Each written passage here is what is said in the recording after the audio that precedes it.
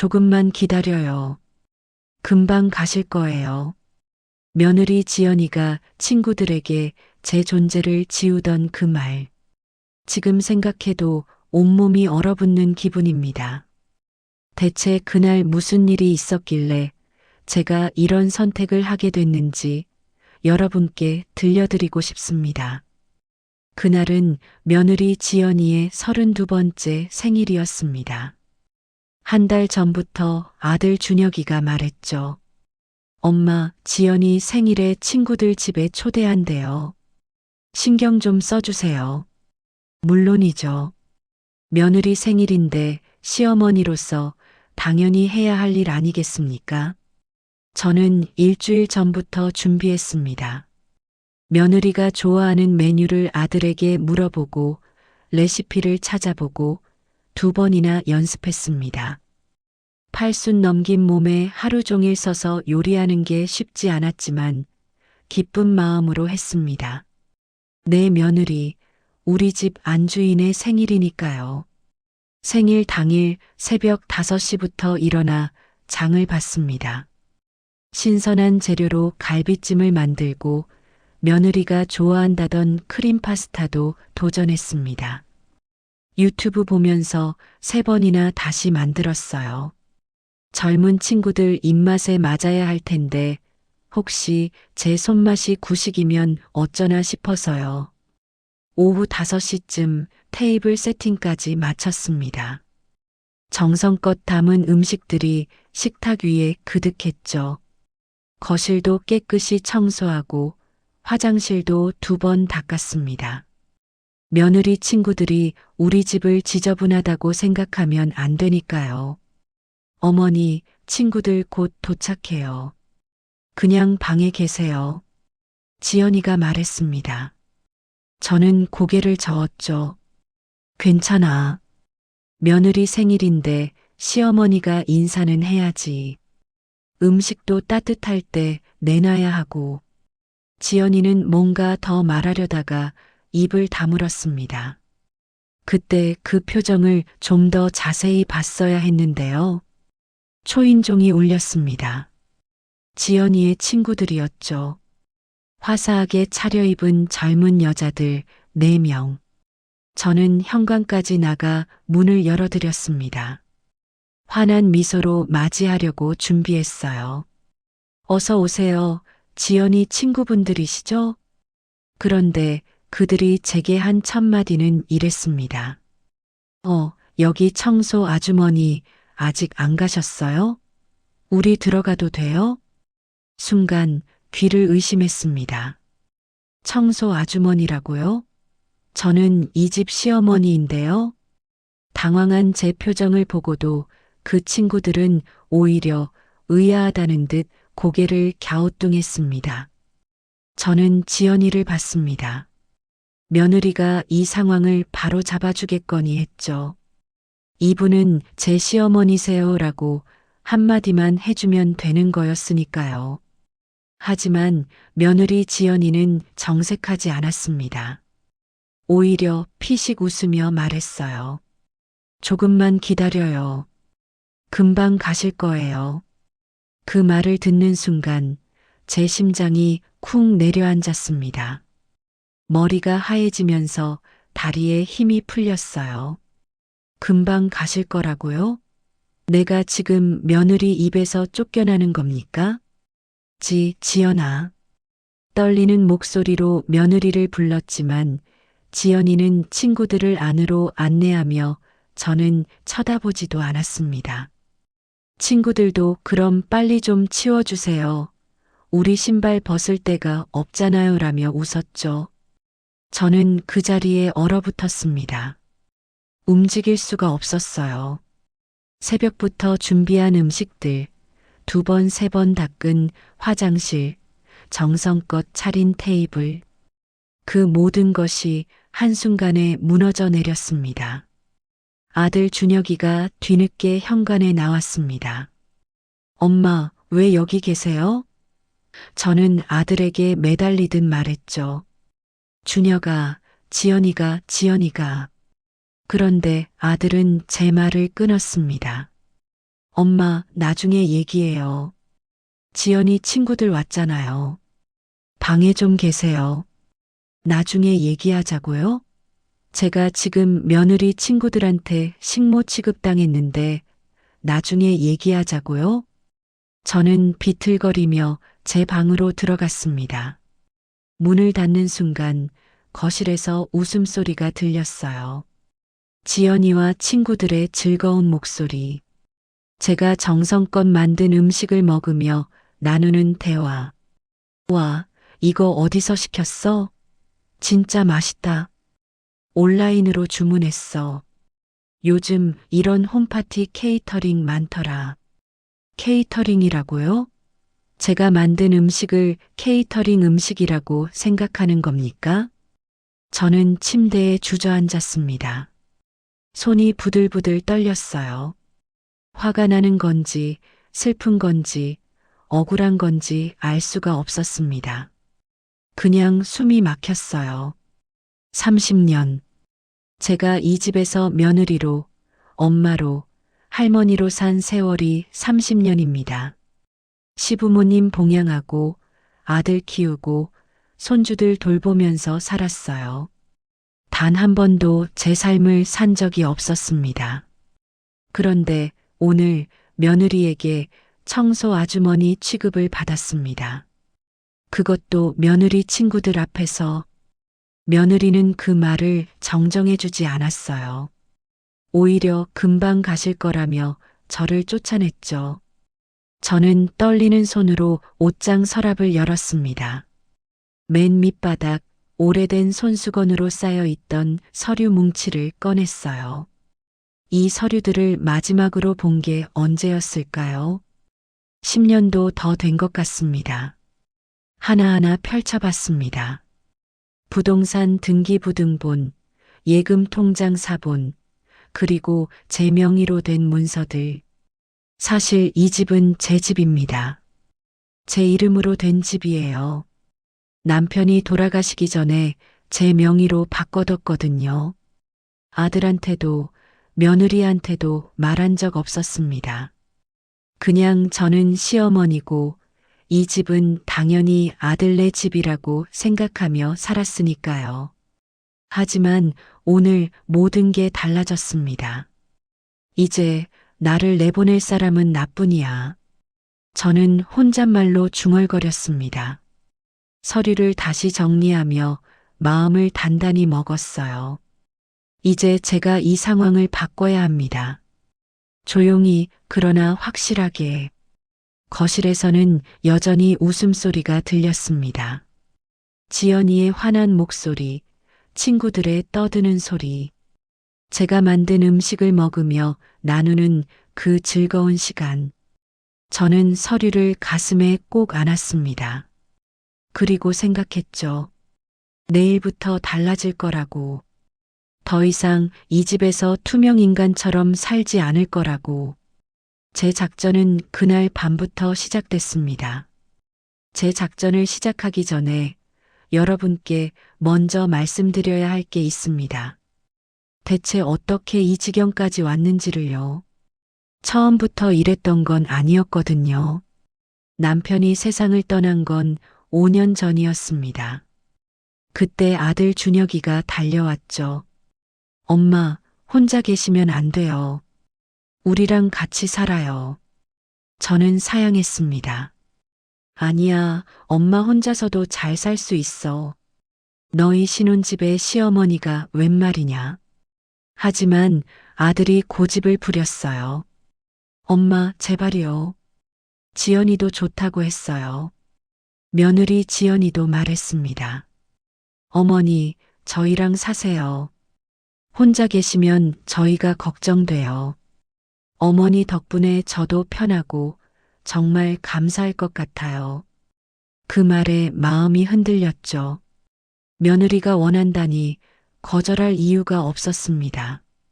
그렇게 저는 아들네 집으로 들어갔습니다. 아니, 제 집으로 아들 내외가 들어온 거였지만 저는 그냥 며느리 집에 얹혀 사는 시어머니처럼 조심스럽게 살았어요. 처음 몇 달은 정말 좋았습니다. 지연이는 퇴근하면 제 방에 들어와서 수다를 떨었어요.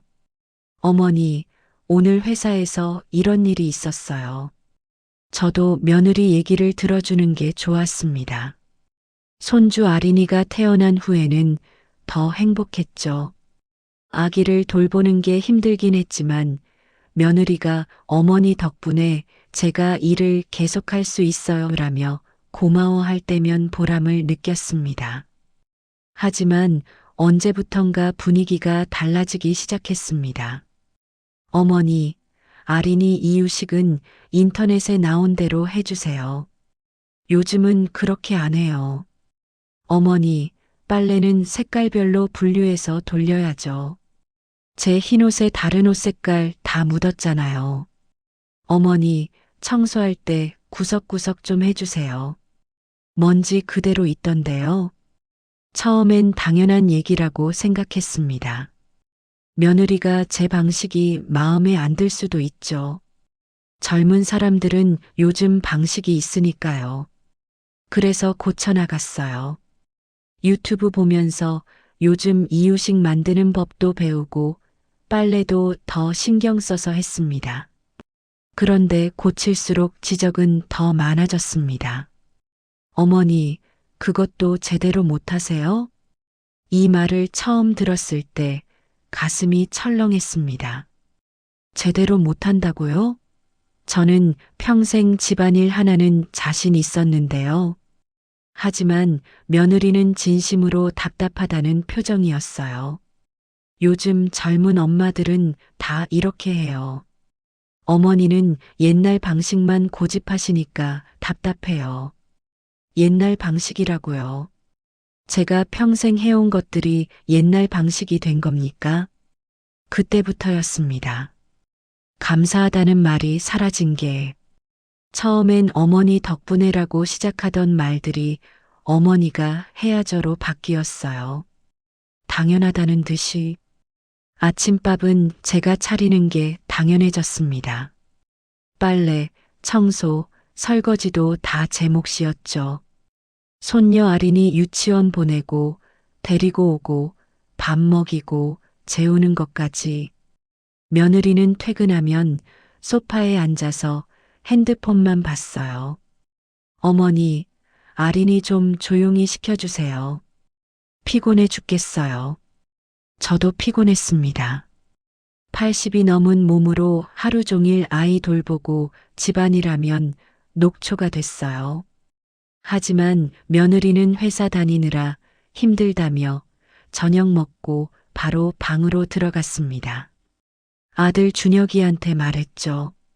준혁아, 엄마가 요즘 너무 힘들구나. 지연이가 주말에라도 아린이 좀 봐줬으면 좋겠어. 아들은 난처한 표정을 지었습니다. 엄마, 지연이도 주말에 쉬어야죠. 회사 일이 얼마나 힘든데요. 엄마는 집에만 계시잖아요. 집에만 계신다고요. 하루 종일 일하는 게 집에만 있는 겁니까? 그때 깨달았어야 했습니다. 제가 이 집에서 가족이 아니라 가사도우미가 되어가고 있다는 걸. 하지만 저는 참았습니다. 며느리도 힘들겠거니 아들도 바쁘겠거니 생각하며 견뎠어요. 제가 더 잘하면 되겠지 싶었죠. 그러던 어느 날 며느리가 친구와 통화하는 걸 우연히 들었습니다. 응, 우리 시어머니? 그냥 집에서 애 봐주고 집안일 해주시는데 뭐.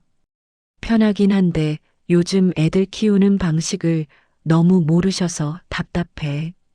맨날 잔소리만 하시고. 제가 잔소리를 한다고요? 저는 한 번도 잔소리한 적 없는데요. 오히려 며느리 눈치만 보며 살았는데 그날 밤 거울을 봤습니다. 거기엔 허리 굽은 노파가 서 있었어요. 언제 이렇게 늙었을까요? 며느리 집에 들어온 후 5년 만에 저는 10년은 더 늙어 보였습니다. 그땐 몰랐습니다. 며느리의 말 한마디 한마디가 제 자존심을 갉아먹고 있었다는 걸. 어머니가 해야죠. 그것도 못하세요. 요즘은 안 그래요. 그 말들이 쌓이고 쌓여서 저를 이 집의 가족이 아니라 식모로 만들고 있었다는 걸. 하지만 그때까지만 해도 저는 견딜 수 있었습니다. 며느리의 차가운 말투도, 아들의 무관심도, 손주만 보면 다 참을 수 있었으니까요. 진짜 모욕은 그 생일 파티 날 시작됐습니다. 생일 파티 당일 진짜 모욕은 제가 그 대화를 엿보기 전까지는 시작도 안 했습니다. 그날 오전이었습니다. 저는 부엌에서 갈비찜을 만들고 있었어요. 고기를 재우고 양념을 버무리고 냄비를 불에 올리는 동안 온 신경이 거기 쏠려 있었죠. 며느리 친구들이 맛있게 먹었으면 좋겠다는 마음뿐이었습니다. 점심 무렵 잠깐 물을 마시러 식탁으로 갔습니다. 그때 며느리 지연이의 휴대폰이 식탁 위에 놓여 있었어요. 지연이는 샤워하러 들어간 참이었죠. 그때 휴대폰에서 알림음이 울렸습니다. 한 번, 두 번, 세 번. 연달아 메시지가 오는 소리였어요. 처음엔 신경 안 썼습니다. 며느리 휴대폰이니까요. 그런데 화면이 켜지면서 메시지 내용이 보였습니다. 라이트하우스 멤버들 단체 대화방이었습니다. 처음 보이는 메시지는 이랬어요.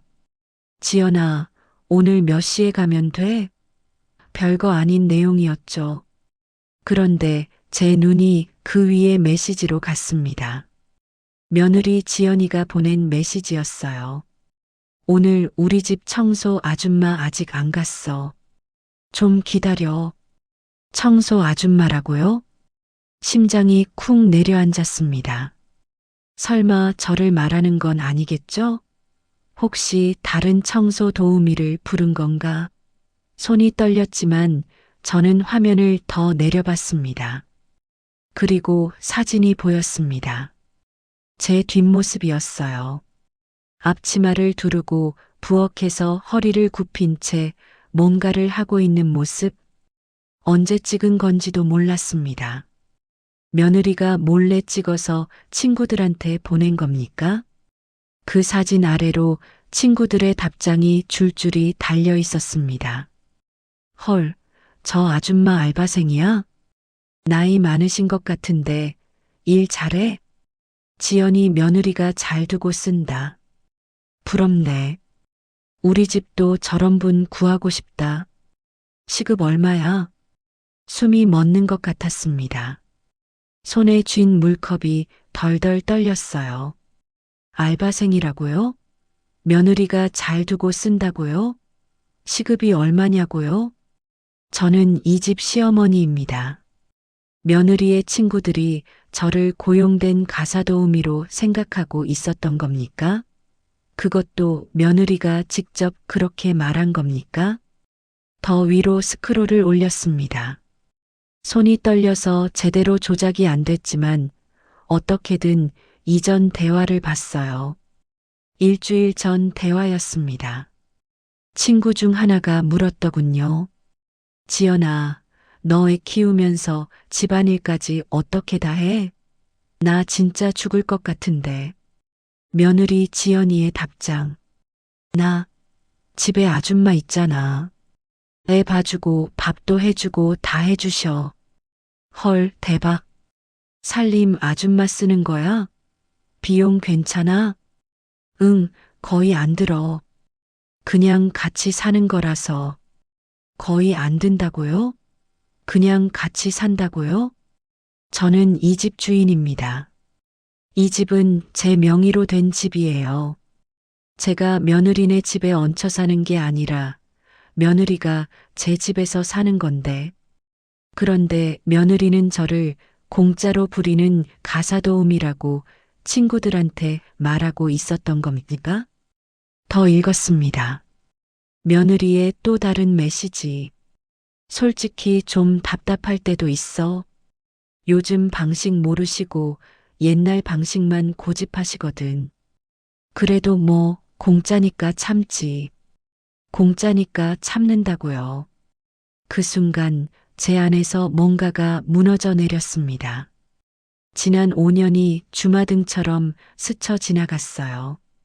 새벽같이 일어나 차린 아침밥, 손녀 기저귀 갈아주고 밥 먹이던 날들, 며느리 눈치 보며 조용히 살았던 시간들. 저는 감사받고 싶어서 한 게 아니었습니다. 그냥 가족이니까 당연히 해야 한다고 생각했어요.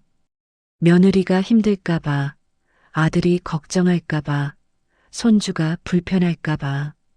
그래서 아무 말 없이 다 해줬던 겁니다. 그런데 며느리는 저를 공짜 가사도우미로 생각하고 있었던 거예요. 친구들한테 자랑까지 하면서 화면이 또 깜빡였습니다. 새 메시지가 왔어요. 지연아, 오늘 파티 음식은 어디 케이터링 시켰어? 나도 거기 알려줘. 며느리의 답장. 케이터링 아니야. 집에 있는 아줌마가 다 해줬어. 공짜잖아. 공짜라는 말을 또 했습니다. 제가 정성껏 만든 음식을, 새벽부터 준비한 요리를 공짜 서비스라고 말하고 있었어요. 그때 욕실 문이 열리는 소리가 들렸습니다. 며느리가 나오고 있었어요. 저는 황급히 휴대폰에서 손을 떼고 제자리로 돌아갔습니다. 가슴이 터질 것 같았지만 아무렇지 않은 척 물을 마셨죠. 며느리가 식탁으로 와서 휴대폰을 집어들었습니다. 어머니, 오늘 친구들 오는 거 아시죠? 제 방에 좀 계셔주세요. 저는 고개를 끄덕였습니다. 목소리가 안 나왔어요. 그날 밤 생일 파티에서 청소 아주머니 취급을 받았을 때 저는 이미 알고 있었습니다. 며느리가 저를 뭐라고 생각하는지, 며느리 친구들이 왜 그런 말을 했는지 울음이 나올 것 같았습니다. 하지만 희한하게도 눈물 대신 머릿속이 또렷해졌어요. 오히려 정신이 맑아지는 기분이었죠. 나는 이 집 식구가 아니라 식모였구나. 지난 5년간 저는 시어머니가 아니라 공짜로 일하는 가사도우미였구나. 그렇다면 이제 제가 할 일이 분명해졌습니다. 제가 할 일이 분명해진 그날 이후 저는 조용히 그들을 관찰하기 시작했습니다. 지금까지 보지 못했던 것들이 하나씩 보이기 시작했어요. 다음 날 아침이었습니다. 늘 하던 대로 식탁에 밥상을 차렸죠. 아들과 며느리 그리고 제자리. 반찬을 놓는데 문득 깨달았습니다. 제 밥그릇 앞에만 반찬이 적다는 걸. 김치, 나물, 계란말이, 생선구이. 아들과 며느리 앞에는 4가지 반찬이 골고루 놓여 있었어요. 하지만 제 앞에는 김치와 나물만 2가지였습니다. 계란말이와 생선구이는 빠져 있었죠. 지연아, 이거. 며느리가 대답도 하기 전에 아들이 먼저 말했습니다. 엄마는 그냥 드시면 되잖아요. 이 정도면 충분하시죠? 충분하다고요? 같은 식구인데 왜 제 상에만 반찬이 적어야 합니까? 아니, 나도 계란말이 좀. 어머니, 콜레스테롤 조심하셔야죠. 어르신들은 계란 많이 드시면 안 좋아요. 며느리가 친절하게 설명했습니다.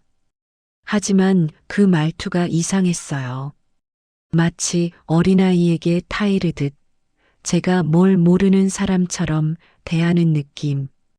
그날 이후 며칠간 유심히 봤습니다. 매일 아침 제 밥상에만 반찬이 부실했어요. 어르신은 소식하셔야 해요. 이게 건강에 좋아요. 온갖 핑계를 대며 제 상을 차별했습니다. 그런데 며느리 친구가 놀러 왔을 때는 달랐어요. 반찬을 푸짐하게 차려놓고 어머니가 다 해주셨어요 라며 자랑했죠. 그때만큼은 제가 만든 음식이 훌륭한 요리가 됐습니다. 며칠 후 저는 허리가 아팠습니다. 손주 아린이를 안아 올리다가 삐끗한 거였어요. 너무 아파서 며느리한테 말했죠.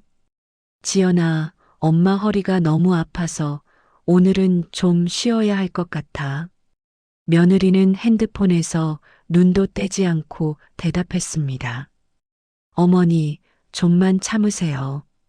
저 회사 가야 하는데 아린이 유치원 보내주셔야죠. 그래도 엄마가 지금 많이 아픈데. 어머니, 나이 드시면 여기저기 아픈 거 당연한 거잖아요. 저는 회사 일 때문에 정말 못 빠져요. 아들한테도 말했습니다. 준혁아, 엄마 병원 좀 데려다 줄래? 아들은 난처한 표정을 지었어요. 엄마, 저 오늘 중요한 회의 있어요. 택시 타고 다녀오세요. 80이 넘은 노인이 허리 아파서 혼자 택시 타고 병원 가야 한다고요? 결국 그날 저는 진통제 먹고 손주를 유치원에 보냈습니다. 며느리는 출근하면서 어머니 힘드시겠지만 좀만 참아주세요 라고만 했죠. 미안하다는 말도 고맙다는 말도 없었습니다. 그리고 명절이 왔습니다. 추석이었어요. 시댁 제사는 제가 당연히 준비해야 했죠. 새벽부터 일어나 전을 부치고 나물을 무치고 고기를 삶았습니다. 손님들이 오기 시작했어요. 며느리 친정 식구들도 왔습니다. 거실이 사람들로 가득 찼죠. 저는 부엌에서 계속 음식을 날랐습니다. 설거지하고 과일 깎고 차 내오고 식사 시간이 됐습니다. 모두 식탁에 둘러앉았어요. 그런데 제 자리가 없었습니다. 며느리가 말했죠. 어머니, 일단 저희가 먼저 먹을게요. 어머니는 나중에 부엌에서 드세요. 부엌에서요? 명절 제사상 차린 집 주인이 부엌에서 혼자 밥을 먹으라고요? 아들은 아무 말도 하지 않았습니다. 손님들도 당연하다는 듯이 밥을 먹기 시작했어요. 저는 그 모습을 보다가 조용히 부엌으로 들어갔습니다. 혼자 부엌 구석에 앉아서 식은 밥을 먹었어요. 거실에서는 웃음소리가 들렸습니다. 모두 즐겁게 식사하는 소리. 제가 정성껏 만든 음식을 먹으며 행복해하는 소리. 그때 깨달았습니다. 이전엔 젊은 사람들은 원래 바쁘니까, 며느리도 힘드니까, 아들도 회사 일이 중요하니까 이렇게 이해하려고 했었죠. 하지만 아니었습니다. 그들은 저를 하찮게 봐도 되는 사람으로 규정한 거였어요. 가족이 아니라 공짜로 부리는 가사도우미. 식구가 아니라 식모. 그렇게 생각하고 있었던 겁니다. 제 밥그릇에 반찬이 적은 것도, 아파도 참으라는 것도, 명절에 부엌에서 혼자 밥 먹게 하는 것도 다 똑같은 이유였어요. 저를 동등한 사람으로 보지 않았기 때문입니다. 그날 밤 저는 또다시 서랍 속 서류를 꺼냈습니다. 부동산 등기부등본을 천천히 읽어봤어요. 이 집 주인은 저입니다. 법적으로 명의상으로 완전히 제 집이에요. 하지만 실제로는 제가 이 집의 주인으로 살고 있었습니까? 아니었죠. 오히려 제일 낮은 사람, 제일 하찮은 사람으로 살고 있었습니다. 그래서 저는 결심했습니다. 이제는 제 삶의 주인이 되기로.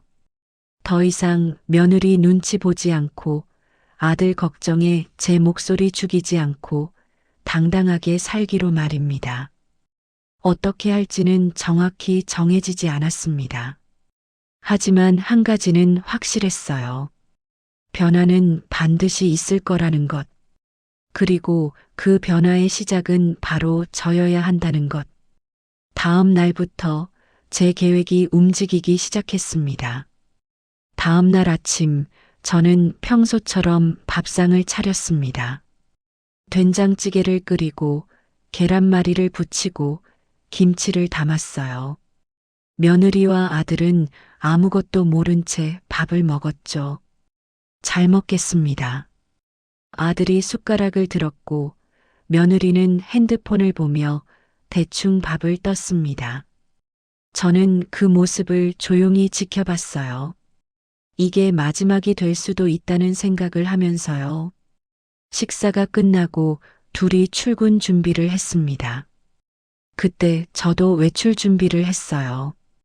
단정하게 옷을 입고 가방을 챙겼죠. 어머니, 어디 가세요? 며느리가 물었습니다. 평소 같았으면 잠깐 나갔다 올게 하고 눈치를 봤을 텐데 이번엔 달랐어요. 은행 좀 갔다 올게요. 은행요? 무슨 일 있으세요? 제 일 좀 볼 게 있어서요. 더 이상 설명하지 않았습니다. 며느리는 의아한 표정을 지었지만 곧 신경 끄는 듯 현관문을 나섰어요. 아들도 조심히 다녀오세요 라고만 하고 나갔죠. 집에 혼자 남았습니다. 저는 방으로 가서 서랍을 열었어요. 그 서류 뭉치를 꺼내 가방에 넣었습니다. 통장, 도장, 신분증, 그리고 부동산 등기부등본까지. 자, 이제 시작이야. 혼잣말을 중얼거리며 집을 나섰습니다. 오랜만에 느껴보는 기분이었어요. 떨리면서도 설레는 두렵지만 단단한 그런 마음. 첫 번째 목적지는 은행이었습니다. 평소 다니던 지점이 아니라 다른 지역의 큰 지점으로 갔어요. 혹시라도 아는 사람 만날까 봐요. 창구에 앉아서 말했습니다. 제 명의로 된 계좌를 전부 정리하고 싶습니다. 행원이 조금 놀란 표정을 지었어요. 어머님, 전부요? 혹시 무슨 일 있으세요? 아니요, 그냥 정리 좀 하려고요. 가족분들은 아세요? 제 돈인데 가족이 왜 알아야 합니까? 제 목소리가 생각보다 단호했나 봅니다. 행원이 깜짝 놀라며 고개를 끄덕였어요. 죄송합니다. 확인 절차니까 여쭤봤습니다.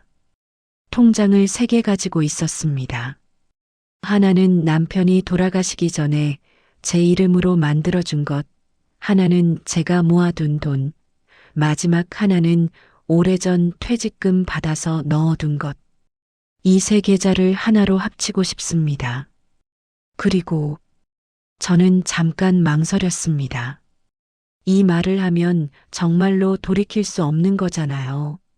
하지만 며느리의 단체 대화방이 떠올랐습니다. 공짜니까 참지라던 그 말. 가족 접근 제한 설정을 해주세요. 네. 가족 접근 제한이요? 네. 제가 허락하지 않는 한 아무도 이 계좌를 건드릴 수 없게 해주세요. 행원이 컴퓨터를 두드리며 설명했습니다. 어머님, 이건 본인 외에는 아무도 인출이나 이체를 못하게 하는 건데요. 자녀분들도 안 됩니다. 그게 목적입니다. 혹시 나중에 급하실 때도 있으실 텐데. 제가 급하면 제가 은행에 오면 되죠. 행원은 더 이상 묻지 않았습니다. 서류를 작성하고 도장을 찍고 본인 확인을 여러 번 했어요.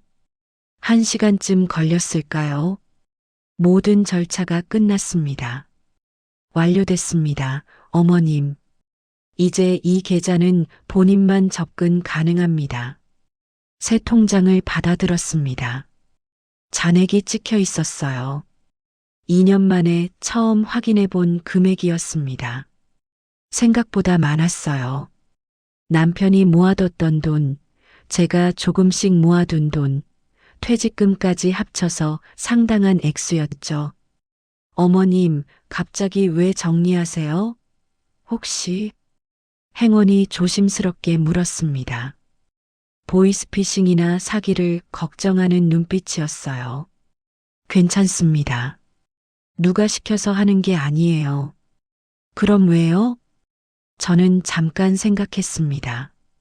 뭐라고 대답해야 할까요? 그리고 말했어요. 제 삶을 정리할 때가 와서요. 은행을 나서면서 마음이 조금 가벼워졌습니다. 첫 번째 단계는 성공이었어요. 이제 두 번째, 부동산 중개소로 향했습니다. 집 근처가 아니라 조금 떨어진 곳으로 갔어요. 문을 열고 들어가자 중년의 남자가 반갑게 맞았습니다. 어서 오세요. 무엇을 도와드릴까요? 제 집 시세를 알고 싶습니다. 주소를 알려주자 남자가 컴퓨터를 두드렸어요. 아, 이 동네요.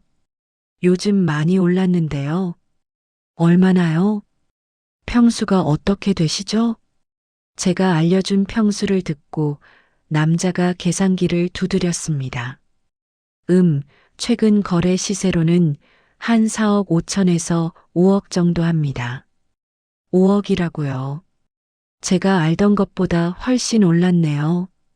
확실해요? 네, 이 동네가 재개발 예정 지역이라서 가격이 많이 올랐습니다. 지금 팔면 좋은 시기예요. 저는 고개를 끄덕였습니다. 그럼 팔고 싶은데요. 네. 파시려고요? 네. 빨리 팔아야 해요. 남자가 신중한 표를 지었어요. 어머님, 집을 파는 건 신중해야 합니다. 가족분들과 상의는 하셨어요? 제 집인데 왜 상의를 합니까? 그래도 같이 사시는 가족이 있으시면 제 명의 집입니다. 등기부등본 여기 있어요. 서류를 내밀자 남자가 꼼꼼히 확인했습니다. 아, 정말 어머님 명의시네요.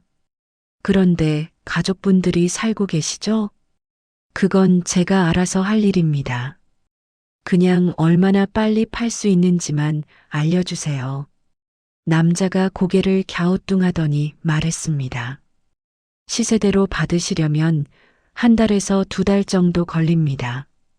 금매로 내놓으시면 한 달 안에도 가능하고요. 한 달이요. 너무 길어요. 일주일 안에 안 됩니까? 네. 일주일요? 그건 시세보다 조금 낮춰도 괜찮습니다.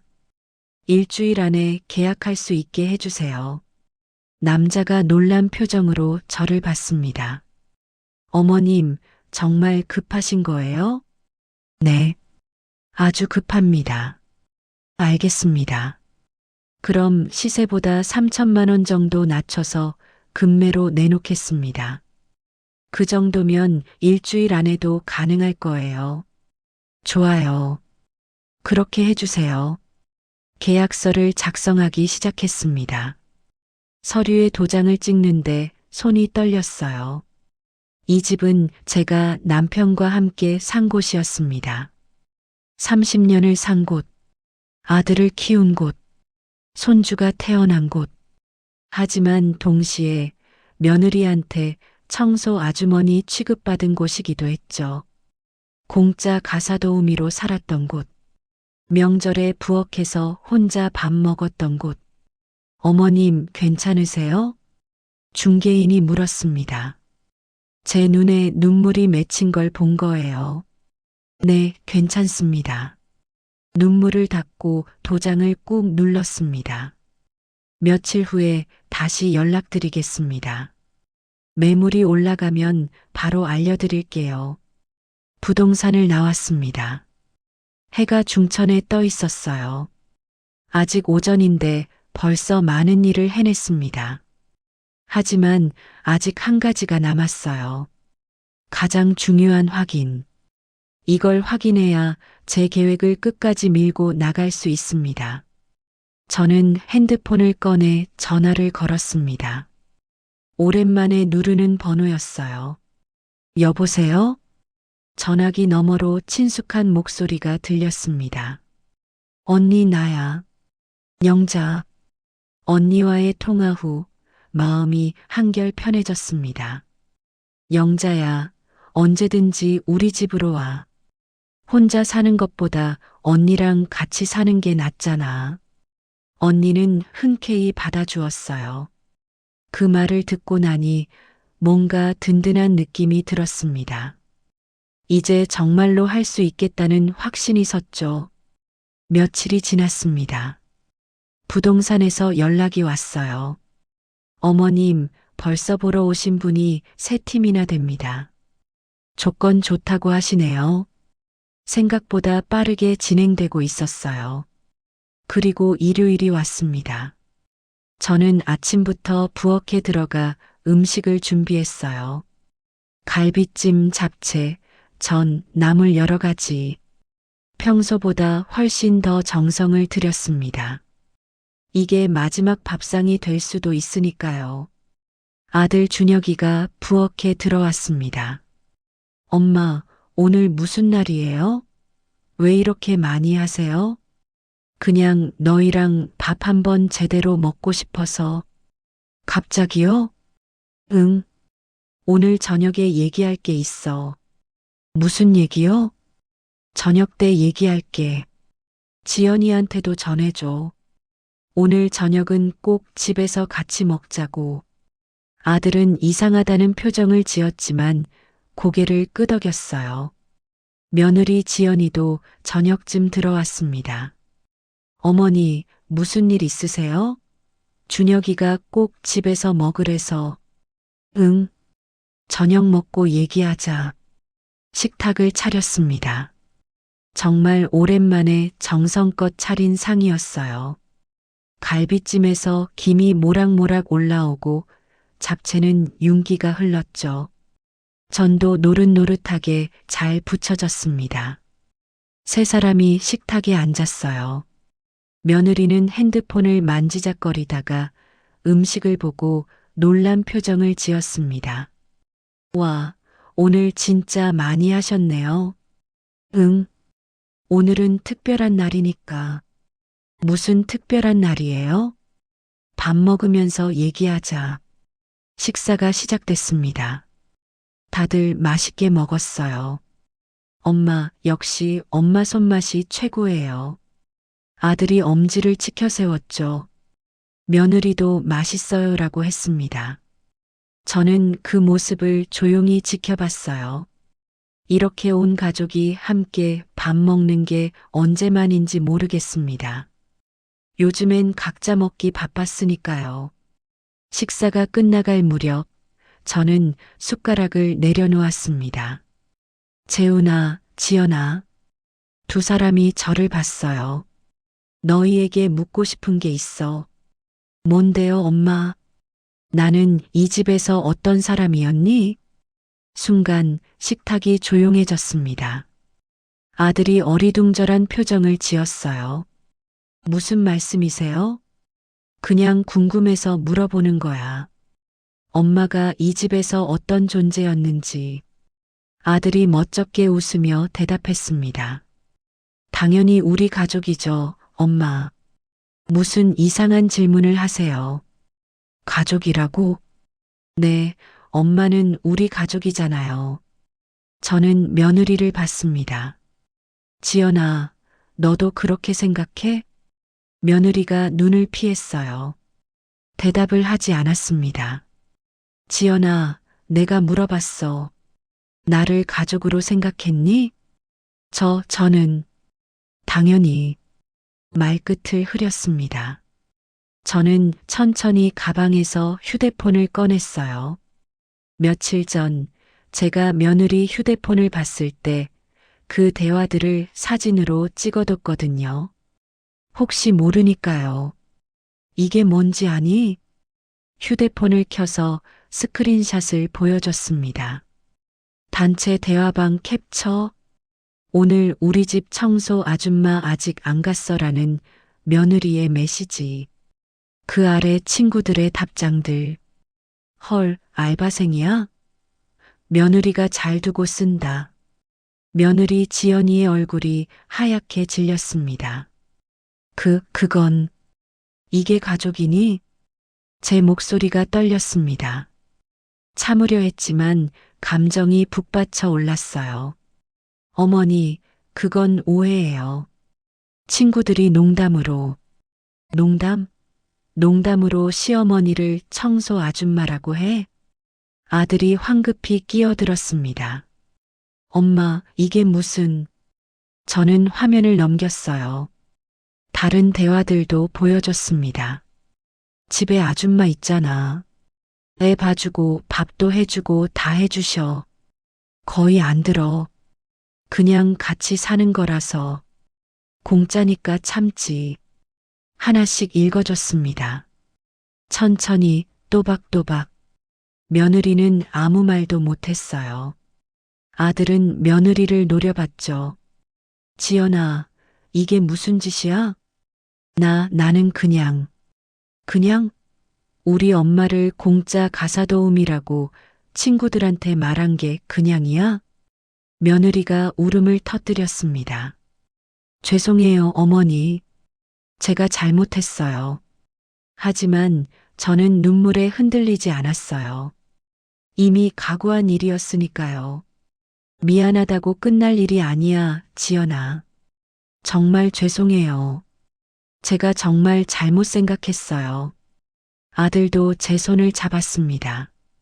엄마, 제가 몰랐어요. 지연이가 이런 식으로 생각하는 줄. 제가 잘못 봤습니다. 준혁아, 너도 마찬가지야. 네. 너도 엄마를 가족이 아니라 그냥 집안일 해주는 사람으로 봤잖아. 엄마가 아파도 회사가 중요하다고 했고, 엄마 밥상에만 반찬을 적게 놓는 것도 모른 척 했지. 아들이 할 말을 잃었습니다. 명절에 엄마를 부엌에서 혼자 밥 먹게 한 것도 당연하게 생각했어. 손님들 먼저 먹이고 엄마는 나중에 먹으라고. 엄마, 저는 너희 둘 다 엄마를 가족이 아니라 편리한 도구로 봤어. 침묵이 흘렀습니다. 며느리는 계속 울고 아들은 고개를 숙였어요. 저는 심호흡을 했습니다. 이제 진짜를 말해야 할 시간이었어요. 그래서 결정했어. 두 사람이 저를 봤습니다. 엄마는 이제 여기서 나갈 거야. 네. 무슨 말씀이세요? 이 집을 떠날 거라고. 아들이 황급히 말했습니다. 엄마, 지연이가 잘못했지만 용서해 주세요. 앞으로 잘하겠대요. 준혁아, 엄마 말 끝까지 들어봐. 저는 가방에서 서류를 꺼냈습니다. 부동산 등기부등본. 이 집은 엄마 명의야. 네. 그게 무슨... 엄마 이름으로 된 집이라고. 너희 아버지가 돌아가시기 전에 엄마 명의로 해뒀어. 아들과 며느리가 서류를 봤어요. 믿을 수 없다는 표이였죠. 그래서 이 집을 팔기로 했어. 뭐라고요? 며느리가 비명을 질렀습니다. 하지만 진짜 폭탄은 아직 꺼내지 않았습니다. 더 큰 이야기가 남아 있었어요. 며느리가 비명을 지른 후 식탁은 얼어붙었습니다. 아들 준혁이가 떨리는 목소리로 물었어요. 엄마, 집을 판다니. 그게 무슨 말씀이세요? 말 그대로야. 이 집을 팔기로 했어. 하지만 우리는 여기서 살고 있잖아요. 그래서 미리 말해주는 거야. 준비할 시간을 줘야지. 며느리 지연이가 떨리는 목소리로 말했습니다. 어머니, 제발이요. 제가 잘못했어요. 용서해 주세요. 지연아, 용서의 문제가 아니야. 어머니, 정말 죄송해요. 앞으로 정말 잘할게요. 며느리가 자리에서 일어나더니 제 앞에 무릎을 꿇었습니다. 어머니, 제발이요. 저 진짜 반성하고 있어요. 다시 한 번만 기회를 주세요. 눈물이 주르르 흘러내렸어요. 진심인 것 같았습니다. 예전에 저였다면 흔들렸을 거예요. 며느리가 우는 모습을 보면 마음이 약해지곤 했으니까요. 하지만 이번엔 달랐습니다. 일어나, 지연아. 무릎 꿇을 필요 없어. 어머니, 내가 지금 화가 나서 이러는 게 아니야. 그냥 이제 내 인생을 살고 싶은 거야. 아들이 다급하게 말했습니다. 엄마, 그래도 집을 파는 건 너무하시잖아요. 우리가 어디 가서 살아요? 너희가 알아서 구하면 되지. 엄마, 갑자기 집을 구하라니. 갑자기, 준혁아, 엄마는 5년 동안 여기서 살았어. 그동안 단 한 번도 제대로 대접받은 적 없이. 그게 갑자기가 아니야? 아들이 할 말을 잃었습니다. 며느리는 계속 울고 있었어요. 저는 가방에서 또 다른 서류를 꺼냈습니다. 부동산 계약서. 사실 말이야. 두 사람이 저를 봤어요. 이 집 이미 팔았어. 순간 정적이 흘렀습니다. 시간이 멈춘 것 같았어요. 뭐라고요? 아들이 소리쳤습니다. 며느리는 입을 떡 벌린 채 저를 바라봤어요. 계약했어. 이미 계약금도 받았고. 엄마, 상의도 없이 그런 걸 어떻게 해요? 상해? 저는 아들을 똑바로 봤습니다. 나도 상의 받은 적 없었다, 준혁아. 그게 무슨, 엄마를 청소 아주머니라고 부를 때 상의했니? 엄마 밥상에 반찬 적게 놓을 때 상의했어? 명절에 엄마를 부엌에 혼자 두고 먹을 때 물어봤니? 아들이 대답하지 못했습니다. 모욕도 희생도 강요도 모두 상의 없이 당했어. 그러니까 이것도 상의 없이 결정한 거야. 며느리가 바닥을 치며 울었습니다. 어머니, 안 돼요. 제발이요. 아린이도 있잖아요. 우리 애는 어쩌라고요. 아린이는 너희가 키우면 되잖아. 부모가 있는데 왜 할머니가 걱정해야 해? 하지만, 지연아, 너는 엄마를 공짜 가사도우미로 생각했잖아. 그럼 이제 진짜 돈 주고 도우미를 쓰면 돼.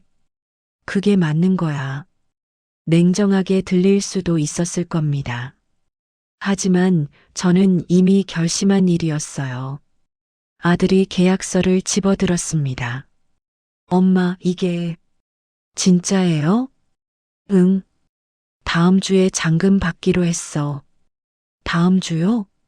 그럼 우리는 한 달 안에 나가면 돼. 새 집주인이 양해해줬어. 한 달이요? 한 달 안에 집을 어떻게 구해요? 너희 둘 다 돈 버잖아. 전세라도 얻으면 되지. 며느리가 히스테리를 부렸습니다. 이럴 수가 있어요? 이게 시어머니가 할 짓이에요? 그 말에 저는 웃음이 나왔어요. 시어머니가 할 짓? 그럼 며느리가 할 짓은 뭐였어, 지연아? 저는 시어머니를 청소 아주머니라고 부르고 친구들한테 공짜 가사도우미라고 자랑하는 게 며느리가 할 짓이었어? 며느리가 고개를 떨구었습니다. 아들이 제 손을 잡았어요. 엄마, 제발이요. 한 번만 더 생각해 주세요. 계약 취소하면 안 돼요? 이미 계약금 받았어. 위약금 물어야 해. 위약금은 제가 낼게요. 그러니까 제발. 준혁아, 엄마는 이미 결정했어. 엄마. 아들의 목소리가 커졌습니다. 화가 난 목소리였어요. 엄마, 이건 너무하시잖아요. 우리도 생각 좀 해주세요. 너희 생각? 저는 차분하게 말했습니다. 엄마는 5년 동안 너희 생각만 했어. 며느리 힘들까봐, 아들 걱정할까봐, 손주 불편할까봐.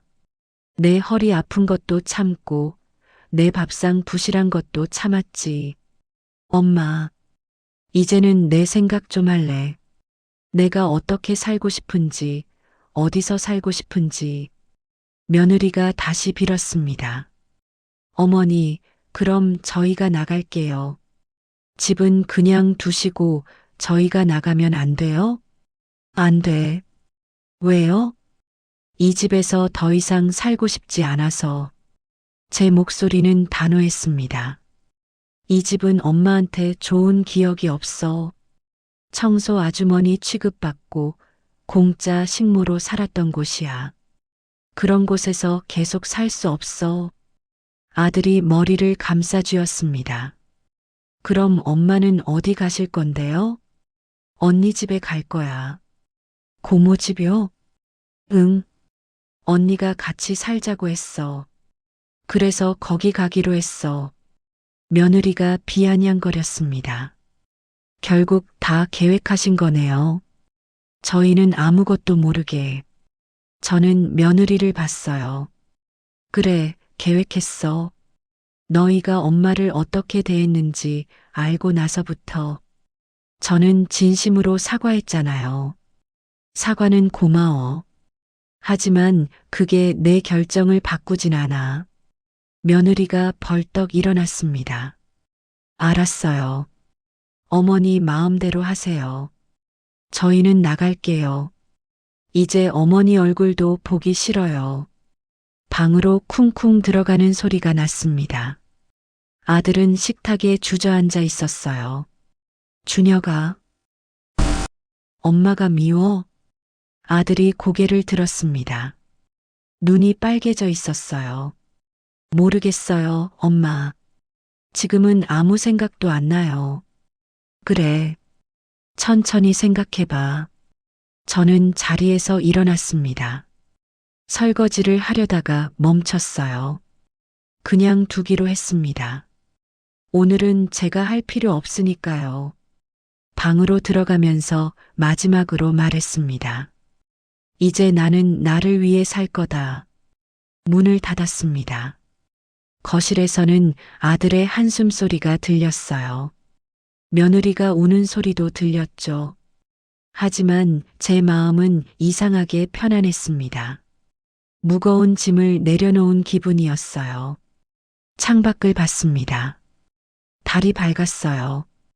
저 달 아래서 새로운 삶이 시작되겠죠. 80평생을 남을 위해 살았지만 이제는 저를 위해 살 겁니다. 두렵지 않았습니다. 오히려 설렜어요. 새로운 시작이 기다리고 있으니까요. 다음 주면 이사를 갑니다. 언니 집으로. 그곳에서 제 남은 인생을 제가 원하는 대로 살 겁니다. 누구 눈치 보지 않고 누구한테 무시당하지 않으면서요. 그리고 이제 진짜 이야기를 여러분께 들려드리겠습니다. 제가 이 집을 떠난 후 무슨 일이 일어났는지를요. 일주일이 지났습니다.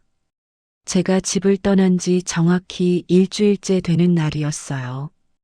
이사날 아침, 저는 짐을 쌌습니다. 생각보다 많지 않았어요. 옷가지 몇 벌, 사진 몇 장, 그리고 남편이 남긴 시계. 그게 전부였습니다. 5년을 살았는데 제 물건이라곤 이것밖에 없었어요. 아들과 며느리는 방에서 나오지 않았습니다. 작별 인사도 없었죠. 어쩌면 그게 나았을지도 모르겠습니다. 서로 할 말이 없었으니까요. 짐을 들고 현관문을 열었습니다. 마지막으로 집 안을 둘러봤어요. 5년의 시간이 담긴 곳. 하지만 제 기억은 아니었습니다. 청소 아주머니로 살았던 시간, 투명 인간처럼 지냈던 날들. 안녕. 작게 중얼거리고 문을 닫았습니다. 뒤돌아보지 않았어요.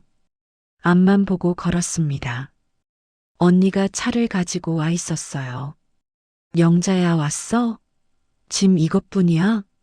언니는 제 작은 가방을 보고 놀랐습니다. 응, 이게 다야. 준혁이랑 지연이는 인사 안 했어. 그냥 나왔어. 언니가 제 어깨를 토닥였습니다. 힘들었지? 저는 고개를 저었어요. 아니, 오히려 후련해. 차에 올라탔습니다. 시동이 걸렸고 천천히 출발했어요. 백미러로 집이 멀어지는 게 보였습니다. 그렇게 5년의 시간이 사라졌습니다. 영자야, 우리 어디로 갈까? 언니가 물었어요. 저는 잠깐 생각했습니다. 언니, 나 바다가 보고 싶어. 바다? 응. 넓은 바다가 보고 싶어. 언니는 웃으며 고개를 끄덕였습니다. 그래, 그럼 우리 바닷가 마을로 가자. 언니가 아는 곳이 있어. 그렇게 우리는 작은 항구 도시로 향했습니다. 서울에서 3시간쯤 걸리는 곳이었어요. 바람이 상쾌하고 사람들이 여유로운 동네였죠. 언니가 구해준 집은 작은 단독주택이었습니다. 방 2개에 거실 하나, 작은 마당이 딸린 집. 언니 혼자 살기엔 너무 커. 우리 여기서 같이 살자. 언니의 제안을 받아들였어요. 짐을 풀고 마당에 나갔습니다. 담장 너머로 바다가 보였어요. 파란 바다, 하얀 파도, 날아다니는 갈매기들. 얼마 만에 보는 풍경인지 모르겠습니다. 예쁘지? 언니가 옆에 섰습니다. 응, 정말 예뻐. 영자야, 여기서 천천히 쉬어. 아무 걱정하지 말고. 그날 밤 처음으로 푹 잤습니다. 아무도 깨우지 않았어요. 새벽에 일어나서 밥 차릴 필요도 없었죠. 그냥 자고 싶을 때까지 잤습니다. 아침에 일어났을 때 해가 중천에 떠 있었어요. 시계를 보니 11시였습니다. 늦잠을 잔 거죠. 하지만 아무도 뭐라고 하지 않았습니다. 언니, 내가 늦게 일어났네. 그래도 돼. 여긴 내 집이야. 언제 자고 언제 일어나든 내 마음이야. 제 마음이라고요. 그 말이 낯설게 느껴졌습니다. 평생 남의 마음만 살폈는데 이제 제 마음대로 해도 되는 거예요? 영자야, 아침 먹을래? 아니, 괜찮아. 내가 할게. 부엌에 들어가려다가 멈칫했습니다. 언니가 웃으며 말했어요. 너 이제 안 해도 돼. 쉬어. 하지만 밥하고 싶으면 해. 하기 싫으면 말고. 아무도 강요 안 해. 강요하지 않는다는 말. 그것도 새로웠습니다. 첫날은 어색했습니다. 뭘 해야 할지 몰랐어요. 평생 누군가를 위해 살았는데 갑자기 혼자가 되니까 허전했죠. 하지만 둘째 날부터 달라지기 시작했습니다. 아침에 일어나서 바닷가를 걸었어요. 파도 소리를 들으며 천천히 걸었습니다. 아무 생각 없이 그냥 걷기만 했죠. 바람이 얼굴을 스쳤습니다. 짠 냄새가 났어요. 갈매기가 울었습니다. 그 순간 깨달았어요. 아, 나 살아있구나. 정말 살아있다는 느낌이었습니다. 지난 5년간 느끼지 못했던 것. 제가 살아 숨쉬는 사람이라는 걸. 셋째 날, 넷째 날, 일주일이 지났습니다. 매일 바닷가를 걸었어요. 걸으면서 생각했습니다. 나는 누구인가? 박영자는 어떤 사람인가? 청소 아주머니가 아니었습니다. 공짜 가사 도우미도 아니었어요. 며느리의 식모도 아들의 하인도 아니었습니다. 저는 그냥 박영자였습니다. 82년을 살아온 한 사람. 누군가의 엄마이기 전에, 누군가의 시어머니이기 전에 저 자신이었어요. 2주일이 지났을 때 핸드폰이 울렸습니다. 아들이었어요. 며칠 전부터 계속 전화가 왔었는데 저는 받지 않았습니다. 언니, 준혁이가 또 전화했어. 받을 거야? 아니, 아직은. 왜? 저는 잠시 생각했습니다. 아직 할 말이 정리가 안 됐어. 뭐라고 말해야 할지. 그래, 천천히 생각해. 급할 것 없어. 사실 아들이 걱정되지 않은 건 아니었어요. 잘 살고 있는지, 집은 구했는지, 손녀 아린이는 괜찮은지. 하지만 동시에 알았습니다. 그건 제가 해결할 문제가 아니라는 걸. 한 달이 지났습니다. 저는 이제 이곳 생활에 익숙해졌어요. 아침에 일어나서 바닷가를 걷고 언니랑 장을 보고 하고 싶은 요리를 하고 책을 읽고 TV를 봤습니다. 누구 눈치 보지 않았어요. 밥상을 차리지 않아도 청소를 안 해도 빨래를 안 해도 아무도 뭐라고 하지 않았습니다. 어느 날 바닷가를 걷다가 벤치에 앉았습니다. 파도를 보면서 생각했어요. 참 오래 걸렸구나. 나를 찾는데. 80년을 살았는데 진짜 나를 알게 된 건 얼마 안 됐습니다. 늘 누군가의 엄마, 누군가의 아내, 누군가의 시어머니로만 살았으니까요. 하지만 이제 알았어요. 나도 나를 위해 살아야 한다는 걸. 나도 내가 필요하다는 걸. 그날 저녁 핸드폰을 봤습니다. 아들의 부재중 전화가 20통도 넘게 쌓여 있었어요. 문자도 여러 개 왔었죠. 엄마, 연락 좀 해주세요. 엄마, 걱정돼요. 엄마, 제발 한 번만 받아주세요. 저는 천천히 문자를 읽었습니다. 아들이 걱정하고 있다는 게 느껴졌어요. 하지만 아직은 받을 준비가 안 됐습니다. 평생 해야 할 말을 이제야 할 수 있게 됐으니까요. 그 말을 제대로 하려면 제가 먼저 단단해져야 했습니다. 나도 내가 필요했다. 혼잣말을 중얼거렸습니다. 평생 남들만 필요로 했는데 이제야 저 자신이 필요하다는 걸 깨달았어요. 바다를 봤습니다. 넓고 푸른 바다. 끝없이 펼쳐진 수평선. 저도 저렇게 넓어지고 싶었습니다. 더 이상 좁은 곳에 갇혀 살지 않고 자유롭게 살고 싶었어요. 그리고 그건 이제 가능했습니다. 제가 선택했으니까요. 제 삶을 제가 결정했으니까요. 여러분, 제 이야기가 여기서 끝나는 건 아닙니다. 아직 아들과의 대화도 남아있고 앞으로 어떻게 살아갈지도 정해야 하죠. 하지만 한 가지는 확실합니다.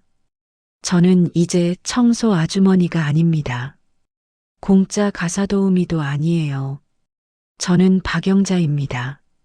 제 삶의 주인공이죠. 그리고 이제 시작입니다. 진짜 제 인생이 이제 시작되는 거예요.